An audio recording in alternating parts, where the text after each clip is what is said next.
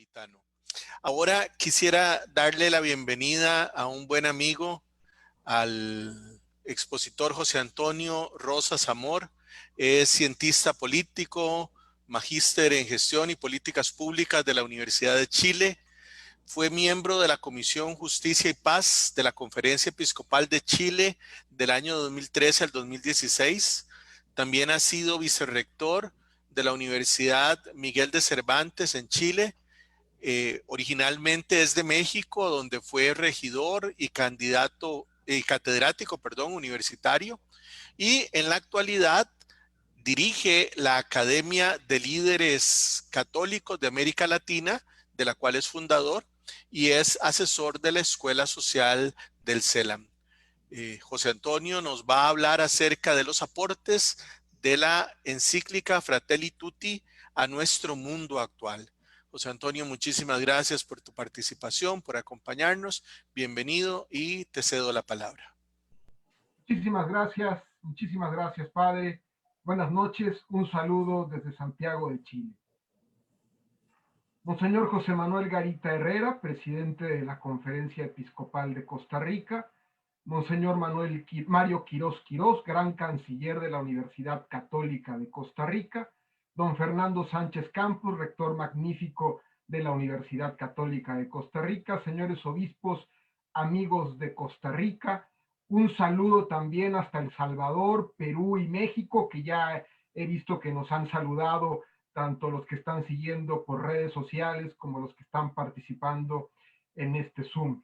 En primer lugar, quiero agradecer a las instituciones que han convocado esta mesa virtual e internacional, desde luego a la Universidad Católica de Costa Rica, pero también a la Conferencia Episcopal, a la Organización de Universidades Católicas en América Latina, OUCAL, a la Federación Internacional de Universidades Católicas, FIUC, y a la Academia de Líderes Católicos de Centroamérica con sede en Costa Rica. Un reconocimiento muy especial al rector, a don Fernando Sánchez, quien ha asumido desde hace tiempo un liderazgo internacional claro, que hoy se cristaliza en la capacidad de conjuntar a instituciones de distintos países e internacionales. A mí me han pedido que reflexione en torno a los aportes de la Carta Encíclica Fratelli Tutti al escenario mundial actual. Permítanme hacer una pequeña introducción a lo que es la doctrina social de la Iglesia. La doctrina social de la Iglesia es el conjunto de principios de reflexión, criterios de juicio, directrices de acción, que se han ido elaborando en el tiempo y que se continúan desarrollando a partir de las intervenciones del magisterio de la Iglesia Católica en sus distintas expresiones, sea del Papa, del Concilio o de los obispos. Por eso, por ejemplo, esta encíclica cita en 20 ocasiones a distintas conferencias episcopales de Oceanía, de África, de Europa y de América. Bueno, la doctrina social de la Iglesia se nutre de este magisterio sobre los grandes desafíos sociales de cada época, partiendo de la razón, usando la contribución de ciencias humanas y sociales y con una vocación universal, porque no se dirige solo a los creyentes, sino que se dirige a todos los hombres y mujeres de buena voluntad, siempre a partir de los mismos principios y valores fundados en la revelación y en la naturaleza humana, independiente de las olas de pensamiento, de las coyunturas políticas o de las ideologías de cada época. Sin embargo, en permanente renovación, ya que responde a las grandes interrogantes o problemáticas de cada época. Ayer, por ejemplo, respondía a la revolución industrial, a la Guerra Fría, a regímenes totalitarios, hoy a la desigualdad, al individualismo, al relativismo moral, a la polarización, al maniqueísmo político o a la ideología de género. En ese sentido, la enseñanza social de la Iglesia, y aquí es muy importante destacar, no es un pensamiento monolítico o fosilizado, sino que la doctrina social de la Iglesia se actualiza y se renueva en cada época, siempre desde una hermenéutica de la continuidad, como lo decía uno de mis maestros. El magisterio de la Iglesia siempre se va a leer en el surco de la tradición. Sin embargo, las consecuencias sociales del querigma la aplicación, la actualización de las consecuencias de esta tradición siempre está abierto a las sorpresas de Dios. Como lo señala el padre Antonio Spadaro, y aquí lo cito textualmente, dice: el cristianismo no es una enciclopedia de contenidos y valores rígidos, ni mucho menos una lista de batallas que librar, sino la apertura a la sorpresa de Dios. Sin la experiencia de la presencia de Dios, sin el encuentro con la persona de Cristo, el cristianismo se va a convertir en una ideología rígida. Dios está presente y activo en el mundo, en la historia concreta, cotidiana de cada época. Hasta aquí la cita. O dicho mejor aún, por el Papa Francisco hace 2 años aproximadamente, cuando él hacía una meditación sobre la iglesia de los primeros tiempos, sobre los hechos de los apóstoles, cuando el Papa Francisco hacía una reflexión sobre el primer gran concilio, el concilio de Jerusalén, en que estaban discutiendo los primeros discípulos, los primeros cristianos, el Papa Francisco dice, y cito textual: el Espíritu Santo ponía a los corazones de los primeros cristianos por un nuevo camino. Era abrirse a las sorpresas de Dios. Los apóstoles de esa época se encontraron con situaciones que nunca habrían creído. ¿A qué se refiere el Papa Francisco cuando los primeros cristianos empiezan a discutir si Cristo redimió solo a los judíos o si redimió a todo el género humano? Si la iglesia tiene una connotación universal o solamente es para el ámbito judío. Y el Papa Francisco dice: ¿y cómo afrontaron esas nuevas situaciones los primeros cristianos? El Espíritu los llevó a ciertas novedades, ciertas cosas que nunca antes habían hecho. Trabajar, meterse con el mundo que no era judío. Nunca, ni siquiera se lo habían imaginado, que los paganos recibieran el Espíritu Santo, por ejemplo.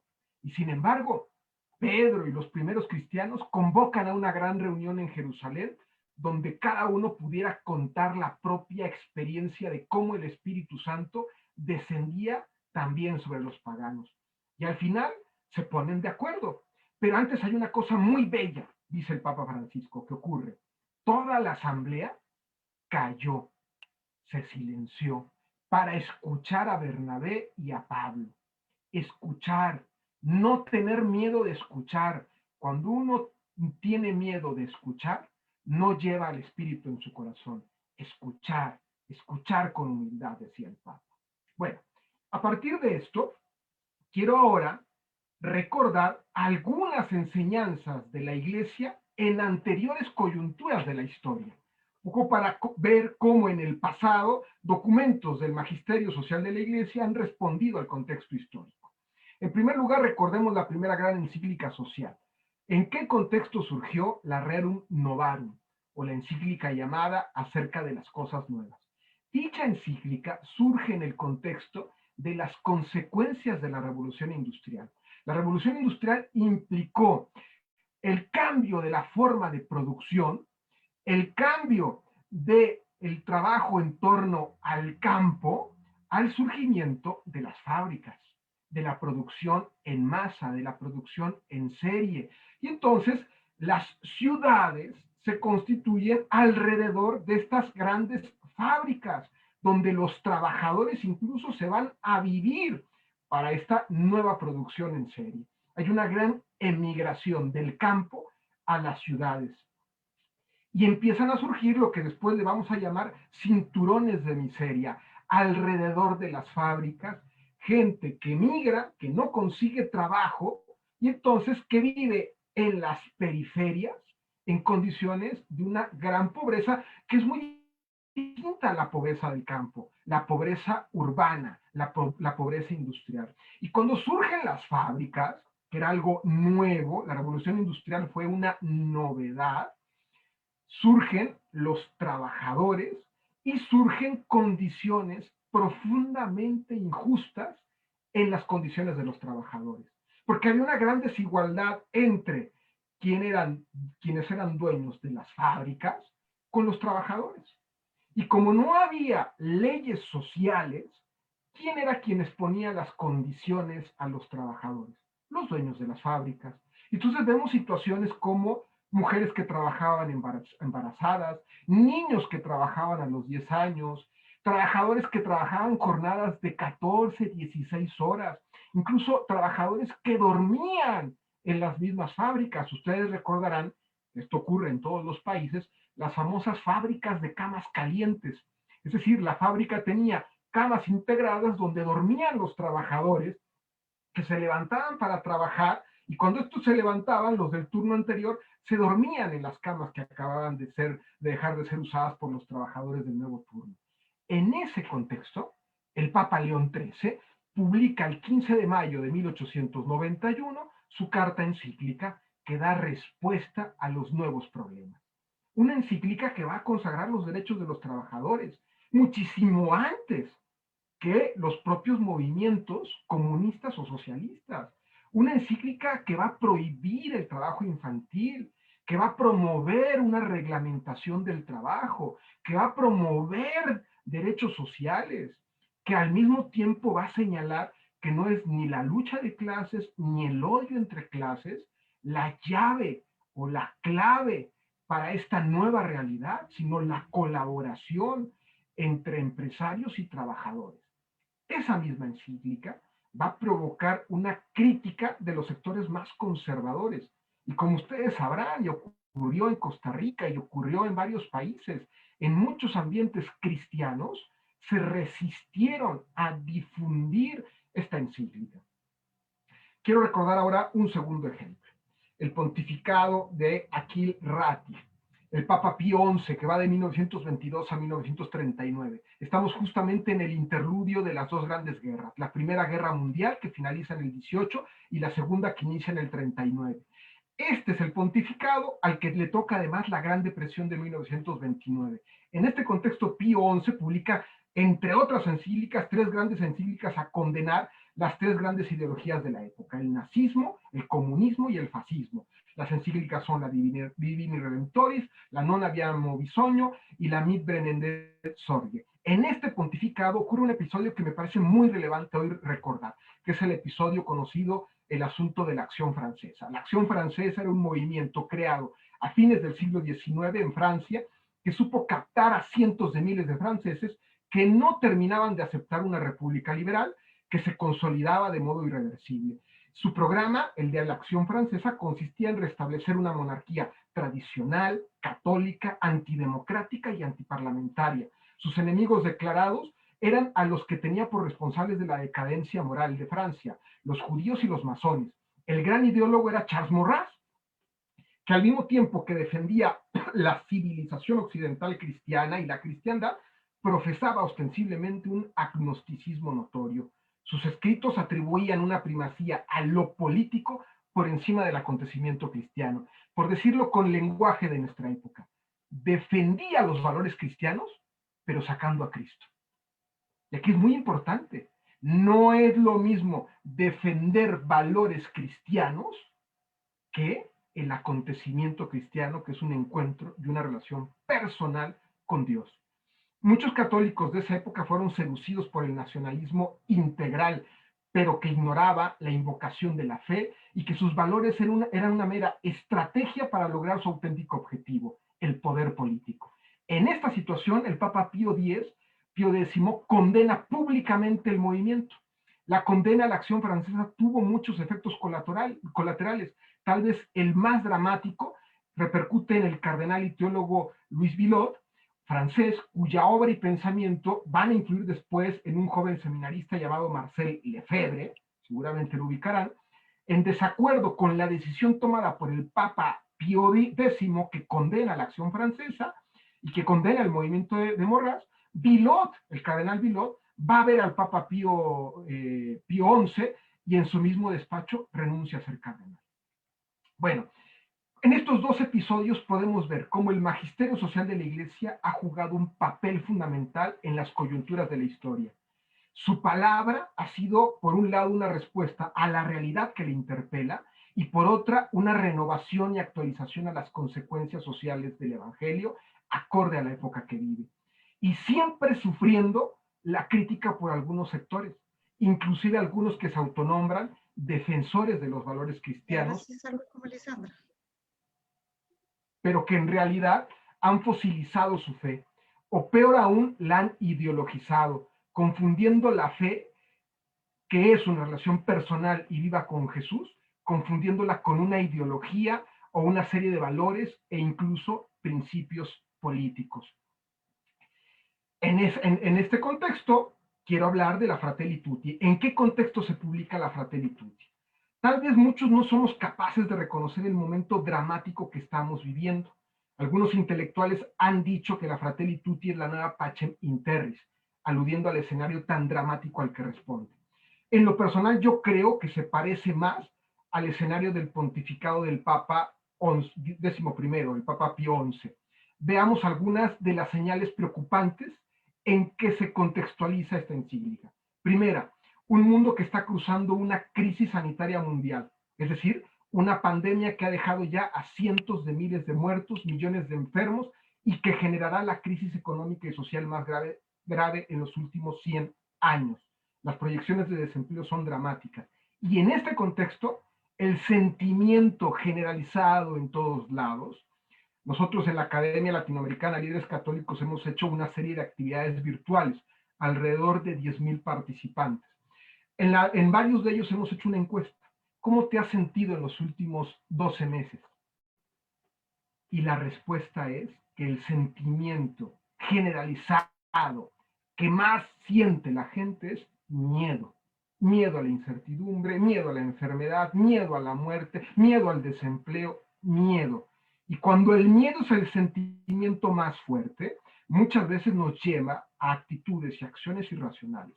Segunda característica del contexto, un mundo que a la caída del bloque soviético y después con el fracaso de la hegemonía norteamericana, pareciera desde hace tiempo que vive un conflicto altísimo de ingobernabilidad y de inestabilidad, una descomposición de los organismos internacionales y el multilateralismo que había dado consistencia al orden mundial está en crisis. Recordemos la crisis de la Unión Europea, el surgimiento del Brexit, la reivindicación de discursos aislacionistas. Un mundo que, como había caracterizado hace algunos años Adela Cortina en su libro Aporofobia, existe un miedo o un rechazo al pobre y al excluido.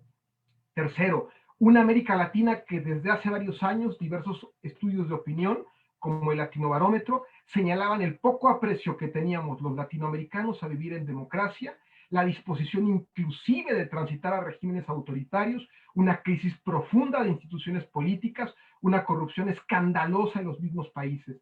Pareciera ya en los últimos años que en nuestro continente una pesada cortina de hierro o un velo de oscuridad iba cubriendo nuestro continente. Las situaciones en Nicaragua, Venezuela, Bolivia, Brasil, en tantos países donde por distintas razones cada día antes de la pandemia había más pobres, más desigualdad, más injusticia, más corrupción y menos democracia.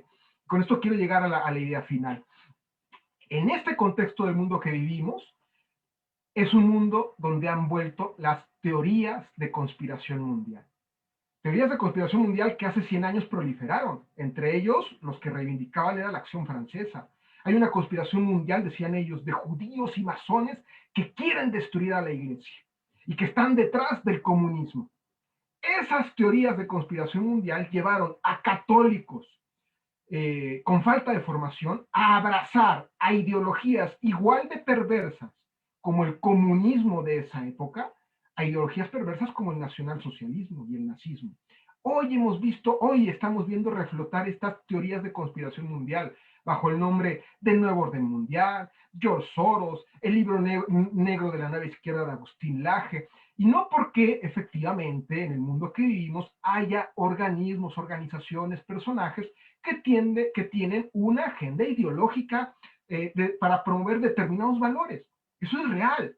Lo que es un poco jalado de los pelos, perdón la expresión, es cuando escuchamos que hay quien nos dice, es que con la nueva vacuna van a querer implantar nanochips a través de las vacunas para implantar este nuevo orden mundial. Y entonces estamos viviendo un mundo de un gran maniqueísmo político, de buenos y malos, de blanco y negro, En este contexto en el que vivimos, y con esto concluyo porque sé que el tiempo se me ha agotado, en este contexto que vivimos, el Papa Francisco apela en primer lugar a la esperanza frente al miedo. El padre lo acaba de decir hace un minuto. El primer capítulo termina diciendo y apelando a la esperanza, la certeza de que Dios está presente en la historia, en nuestra historia concreta, a pesar de todo lo dramático que vivimos y de lo dramático que viene.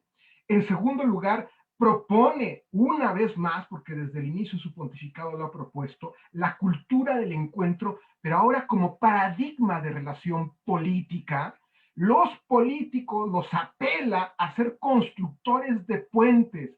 Ustedes saben cuántas veces habla el Papa Francisco de comunismo o el peligro del comunismo en su encíclica social. 0 veces. ¿Saben cuántas veces el Papa Francisco habla del nuevo orden mundial? 0 veces. El nuevo orden mundial como esta conspiración mundial que algunos quieren decir. En cambio, la palabra que más cita el Papa Francisco en la encíclica social es apertura, abrirse, encontrarse, abrazarse. Es decir, el Papa nos está invitando en este mundo que estamos transitando a grandes conflictos políticos al interior de nuestros países y hacia afuera, a reconocernos como hermanos, a sustituir el adjetivo de enemigo, bueno o malo, contrincante, por el sustantivo de hermano. Y reproponer el sustantivo de hermano significa reconocernos que todos somos hijos. Vuelve a reproponer el concepto del diálogo político, diálogo social, amistad cívica. Este es el contexto en el que el Papa ha planteado su nueva encíclica.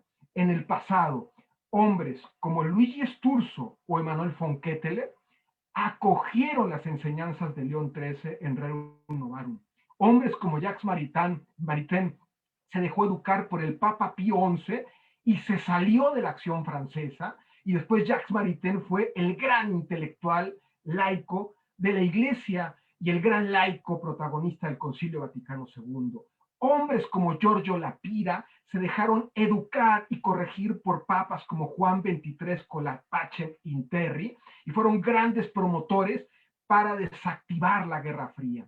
Hoy, que el ejemplo de hombres como ellos nos anime a no desanimarnos y sobre todo a resistir en lo que creemos, en la fuerza del abrazo, en la fuerza de la ternura, en una cultura de encuentro, reconociéndonos todos hermanos. Yo los quiero invitar a que lean directamente la encíclica, a que se dejen interpelar por el vicario de Cristo, a que se dejen corregir por nuestra madre y maestra que es la Iglesia, para educar nuestra mente, pero sobre todo nuestro corazón, y así activar nuestras manos para responder a la grave hora de la historia que vivimos. Las generaciones futuras juzgarán la respuesta que demos a nuestro tiempo y al llamado que nos ha hecho la Iglesia. Muchas gracias.